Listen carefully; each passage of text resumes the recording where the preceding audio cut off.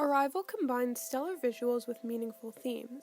It allows us to reflect on ourselves and poses the question, how would knowing our future impact our decisions?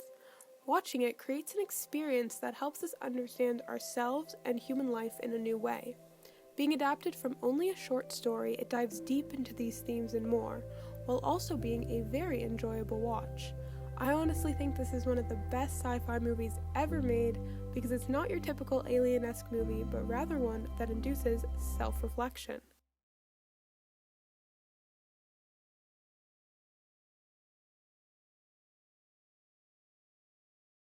Okay, let's start. Basically, when 12 alien ships arrive on Earth, the world goes to chaos. The governments of those 12 landing locations send military and experts to examine them up close. In the US, Colonel Weber recruits linguist Lois Banks, played by Amy Adams, and physicist Ian Donnelly, played by Jeremy Renner. Together, the two study the ship and what lies inside. Their discoveries provoke new thoughts and allow them to reflect on themselves and human life. Even just reading the plot, I was already so interested going into it, not to mention the sick poster with that little bean-shaped pod on it. As I said previously, Arrival was adapted from the short story Story of Your Life, written by Ted Chiang. However, there were some alterations made in the screenplay for it to be an entertaining watch. One of the major changes is in which the order is played out. In Story of Your Life, the events of the alien invasion had already occurred, and the story itself is being told from the point of view of Lois, who, on the day of her daughter's birth, is looking back on the events. This gives us a consecutive recollection of what has already happened up to this moment. However, in Arrival, screenwriter Eric Heiser changes that. Instead, he started from the beginning, right when the aliens invade Earth, and continues on from there, making the viewer unsure of the outcome. The other change Heiser made was the invasion. In the short story, the aliens only send down pods with communication devices that are used to reach the aliens up in space. Heiser changes this too, making it that the aliens themselves come down to the Earth in the pods, creating a more interactive experience for Lois, Ian, and the audience. These and many other changes created a screenplay that could be brought to life in an interesting and new way. After the screenplay was finished, 21 Laps Entertainment was brought on to the film and hired Denis Villenueve to direct. The rest of the crew was brought on, including editor Joe Walker, cinematographer Bradford Young, composer Johan Johansson, costume designer Renee April, and productions designers Patrice Vermette, Andre Vallet, and Paul Hote. On September 1st, 2016, Arrival premiered at the Venice Film Festival. It then continued its showings at TIFF, the Telluride Film Festival, and the BFI London Film Festival, and then for theaters on November 11, 2016. Most of the critics thought Arrival was a fascinating film. An article from the Business Insider says that people love Arrival because it's an alien movie that actually makes you think.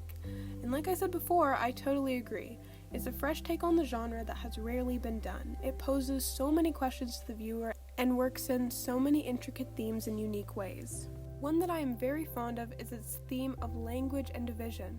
For decades, and even longer than that, one of the world's greatest barriers is the fact that it has roughly 6,500 different languages. This can result in misunderstandings, non-conclusive conversations, and sometimes even war.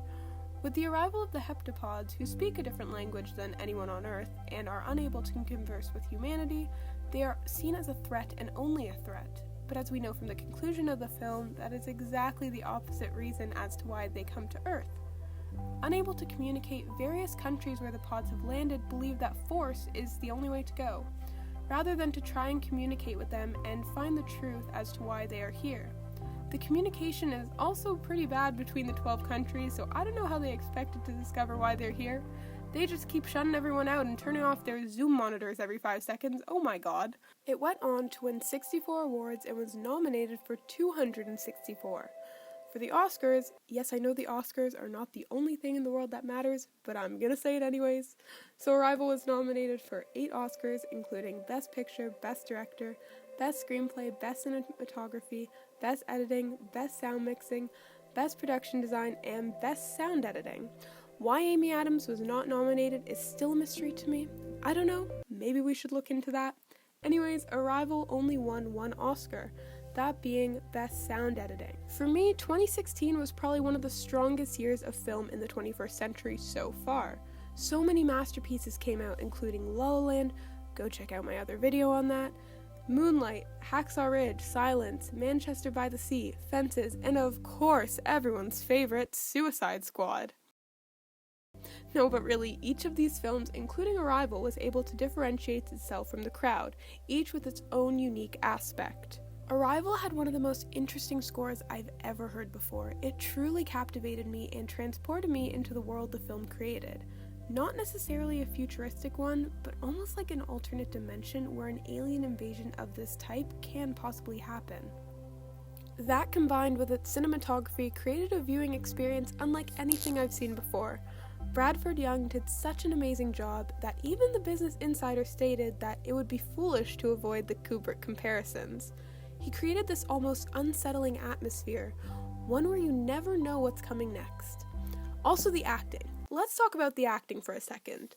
Amy Adams. That's it. She literally carried the whole movie on her back. She was amazing, fantastic, incredible, and yet she has still not won an Oscar. Further proving my point that in my opinion awards are mostly meaningless and that the whole system is very, very rigged.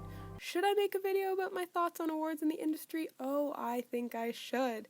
Anyways, Amy Adams was amazing. She was able to capture curiosity, fear, and intrigue in the most captivating way possible, and it truly blew me away. Arrival was great, and it's a 9.6 out of 10 for me. Yes, I am really that nitpicky with these ratings. The score and cinematography are hauntingly beautiful, the acting is incredible, and the themes and pace are so well executed. That's all I have for today.